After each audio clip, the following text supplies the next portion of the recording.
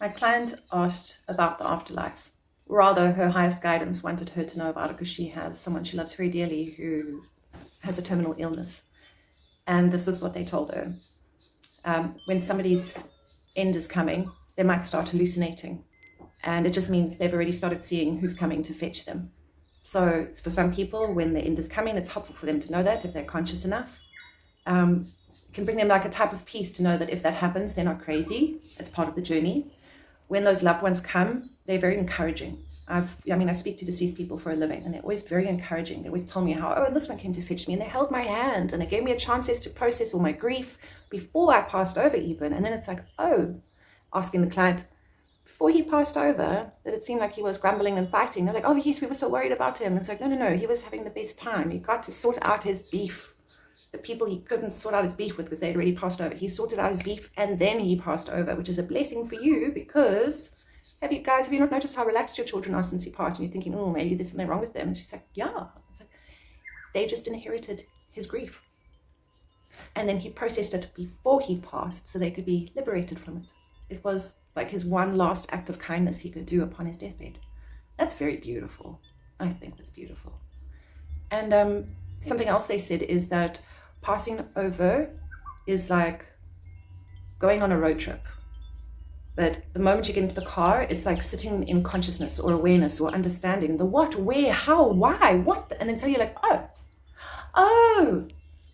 Oh, I get it. Is that why it's you?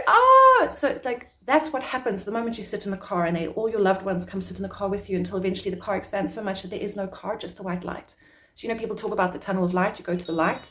Imagine going to the light, being in the car and being able to talk out your experience with everyone. So when you arrive in, you're like, oh, okay, I get it. Oh, right. Now, another thing that concerns people when they ask me to connect with their loved ones is, are they still suffering? Are they emotionally okay? Are they upset about random things? And the answer is always, they're fine. Why are they fine? Well, most of our difficult emotions come from our body. Without the body, do we have those difficult emotions? No, because that stays with the body. So you see the point I made previously about the man who decided to release a lot of his emotions to work it out before he let go of his body?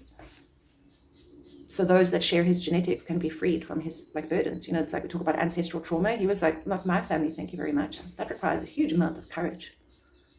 And so he did that. And the moment we let go of our body, all of those hardships, it's like, let it go. We can remember. It's not like we forget. We remember, but we're not deep in it because we don't have all those hormones raging around and the illnesses and the aches. And it's like, it's a very different experience. It's more like, yes, I remember when I was struggling with that. Yeah. I came to this realization about that thing that happened back then. Yes. It's more like that, more reflective. More, okay. Yes. You see how it all comes together. Now, another thing about letting go of the body is that those of us with the body following the laws of gravity and time as we experience it in a linear fashion, right? We are having that experience. And when we let go of the body, we are no longer having that experience. Those laws no longer apply. And then we start experiencing time as being a spiral, which it has been scientifically proven. So it's like we're on the spiral, even us here, but because we're on the line, we don't see it spiraling. We see it as a straight line, almost like the earth is round, but we're right on it, so we can't see the curve. So time is similar.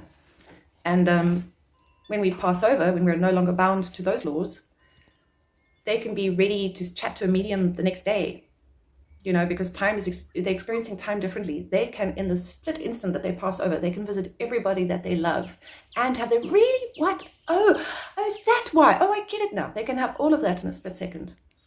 So you're not bothering them when you want to speak to them. When you're going, is it you?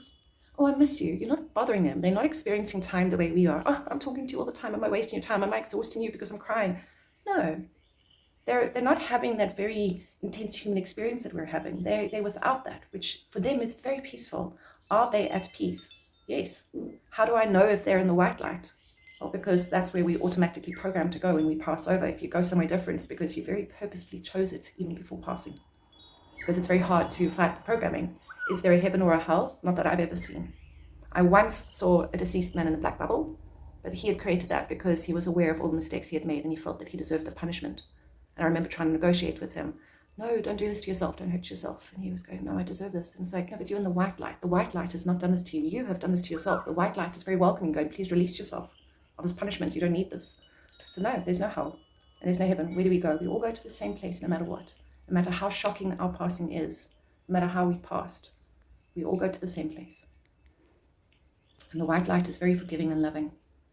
And it's hard for us here, if people have wronged us, it's hard for us to imagine that they get the same forgiveness as everybody else. But it's also nice to know that, like, sometimes we can be cross with people and still love them dearly.